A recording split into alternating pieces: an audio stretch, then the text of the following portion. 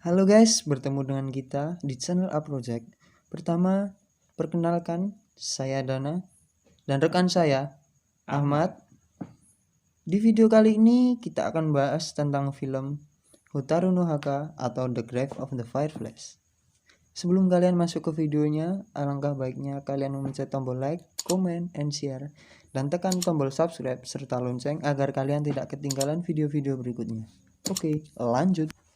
Film ini berlatar di Jepang pada masa Perang Dunia Kedua pada tahun 1945 dengan dua tokoh utama yang akan kita bahas kali ini. Sebelumnya, peringatan, film ini mengandung bawang. Jadi, siapkan tisu di samping Anda agar Anda tidak terseduh-seduh. Oke. Scene dibuka menampakkan seorang remaja yang berkata, pada tanggal 21 September 1945, aku mati. Lalu menengok ke seseorang yang tertunduk lesu dan kelaparan seperti, gembel, di sebuah stasiun kereta. Scene beralih ke pemuda gembel ini yang bergumam dalam hati bahwa aku sudah gak ingat ini hari apa. Dan bergumam sekali lagi, Satsuko. Nah, ternyata pemuda yang ada di awal film adalah arwah dari pemuda tersebut karena wajahnya sama. Oke, lanjut ke scene berikutnya. Petugas mengusir pemuda yang malang ini tapi gak bergeming sama sekali. Sungguh petugas yang gak ada akhlak. Oke, lanjut. Saat petugas menggeledah pemuda ini, ia menemukan kaleng. Lalu kaleng itu dibuang. Setelah kalengnya tergeletak, di saat bersamaan muncul anak kecil, perempuan yang dikelilingi kunang-kunang.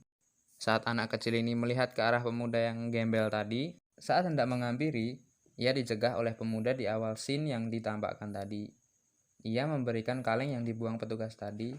Ternyata emang dua orang ini adalah arwah. Bisa dibilang film ini alurnya mundur ya.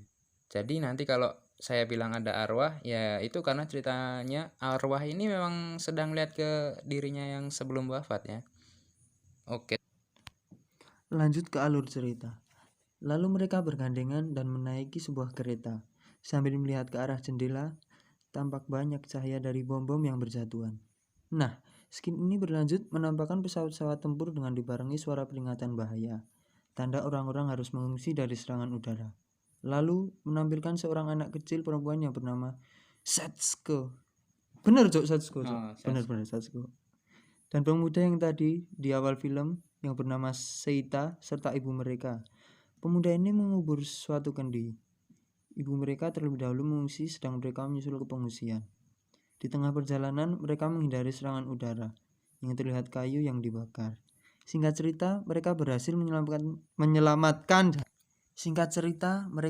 menyelamatkan diri meskipun harus terpisah dengan ibunya.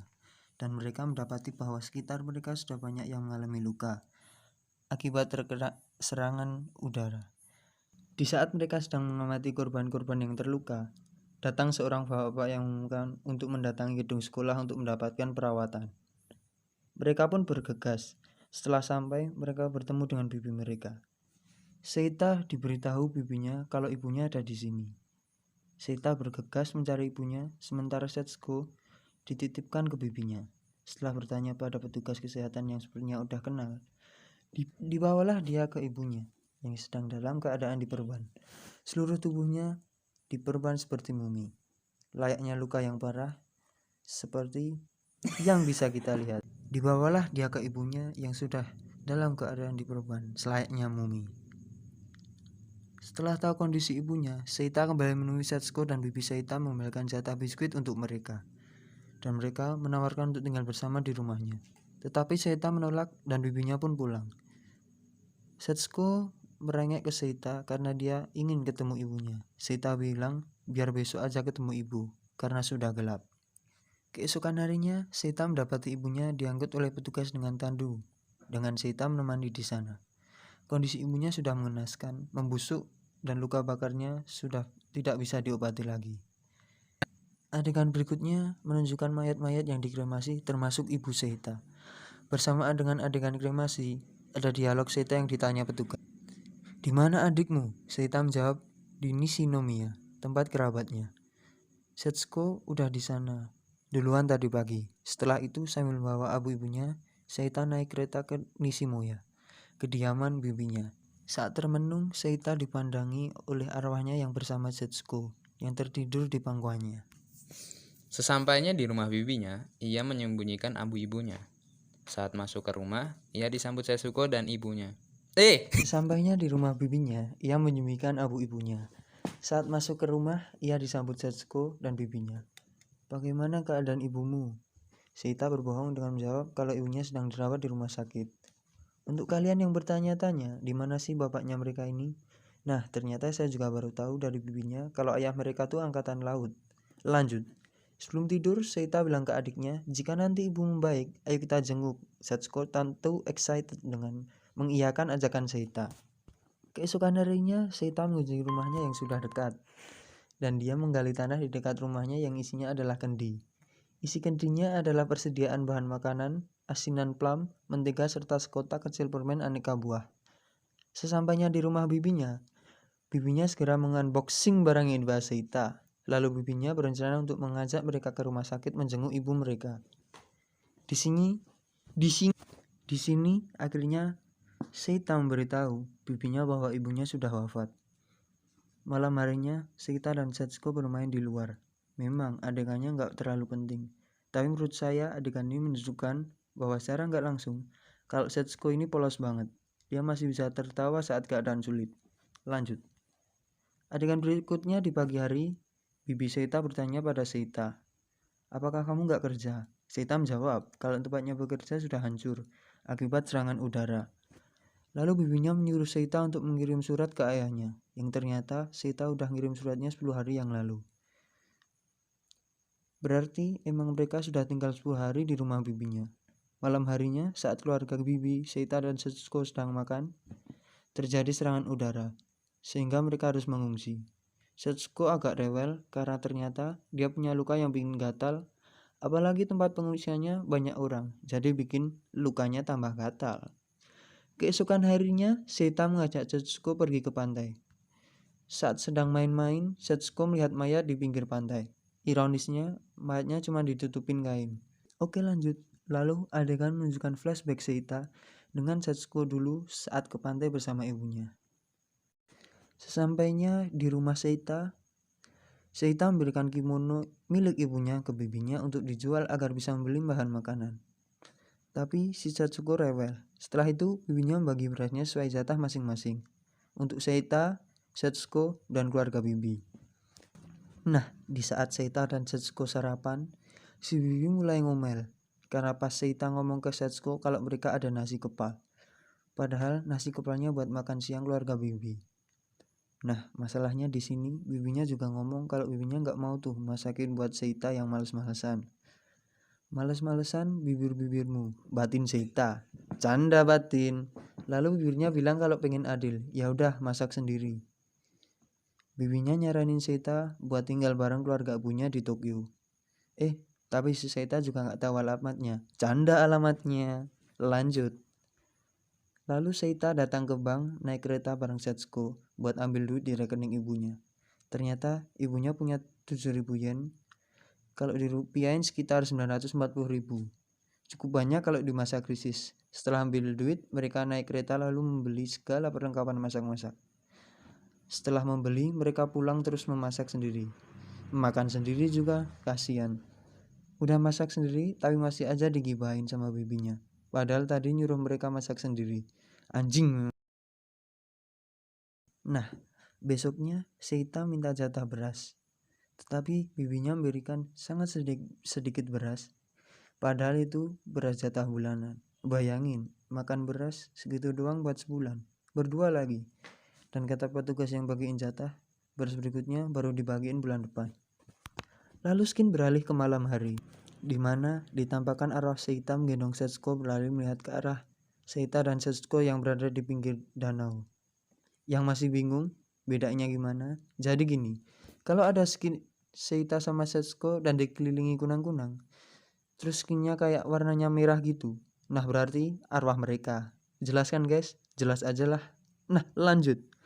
Mereka di sana tuh ternyata emang kabur dari rumah bibinya, karena Seita dan Setsuko sebelumnya dimarahin untuk sekian kalinya sama si bibi gara-gara main piano sampai dikatain hama tuh mereka. Haha, ngeselin sih.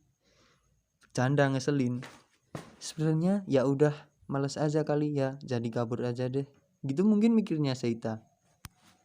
Si Seita punya ide untuk tinggal di situ karena nggak ada orang plus kokoh gitu loh. Nah, mulailah mereka ngelut di reruntuhan rumah yang hancur-hancur dan dapat barang yang ya cukup berguna lah. Habis itu mereka ke rumah bibinya untuk perpisahan. Mulai saat itu mereka masak-masak berdua, mandi berdua, ya intinya cuma mereka berdua. Tidur pun pakai pecahannya kunang-kunang atau bahasa Jepangnya Hotaru. Di keesokan harinya, di pagi hari, Seita mendapat si Setsuko sedang membuat galian untuk mengubur kunang-kunang yang mati. Itu kenapa filmnya berjudul Hotaru no Haka atau Kuburan Kunang-Kunang. Karena Setsuko ini juga suka kunang-kunang. Untuk sekedar informasi aja guys, kunang-kunang tuh umurnya emang pendek. Pas ditanya Seita, "Kamu ngapain?" tanyanya. Setelah itu Setsuko menjawab, "Aku buat kuburan buat kunang-kunang. Ibu di kuburan juga kan?" Bibi yang memberitahuku. Lanjutnya, mendengar hal itu, tentu Seita menangis. Mendapati adiknya yang sudah tahu kebenaran soal ibu mereka. Nah, mereka mulai kehabisan beras, sampai-sampai ingin beli ke petani. Padahal kimono yang ingin mereka jual sudah habis. Tapi sayangnya, petaninya nggak mau menjual berasnya. Saat perjalanan pulang, ada serangan udara. Mereka menghindari serangan pesawat sampai terperosok ke ladang tomat. Ya karena ada tomat, gratis lah, skut. Lalu mereka balik ke tempat tinggalnya. Sesampainya di rumah Setsuko, didapati bahwa luka-lukanya yang gatal belum sembuh. Dan ternyata, Setsuko pun mengalami kesakitan perut. Saat malam hari, Seita mencuri semangka dari ladang karena mereka berdua sangat kelaparan. Tapi sayangnya, pemilik ladang memergoki Seita dan sempat terjadi penganiayaan Seita. Lalu Seita dibawa ke kantor polisi.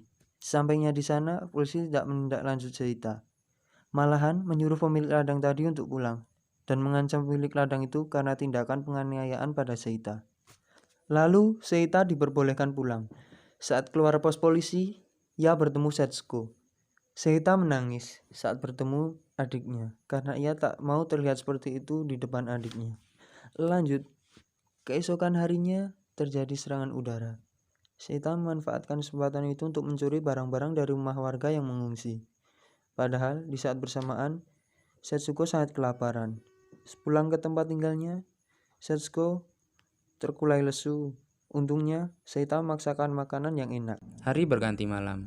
Saat Setsuko udah tidur, terdengar sirene serangan udara.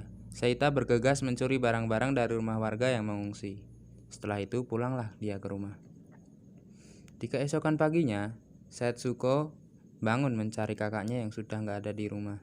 Ternyata kakaknya pergi ke tempat bibinya untuk menukar barang curiannya semalam, tetapi ditolak karena kata bibinya barangnya sudah jelek. Kecewa, Seita pulang dengan tangan kosong dan mendapati adiknya yang sudah tergeletak lemas di rumput dekat tempat tinggal mereka. Segera membawanya ke dokter untuk diperiksa. Saat dicek, keadaan Setsuko udah sangat kurus, lukanya makin parah dan diarenya juga belum berhenti.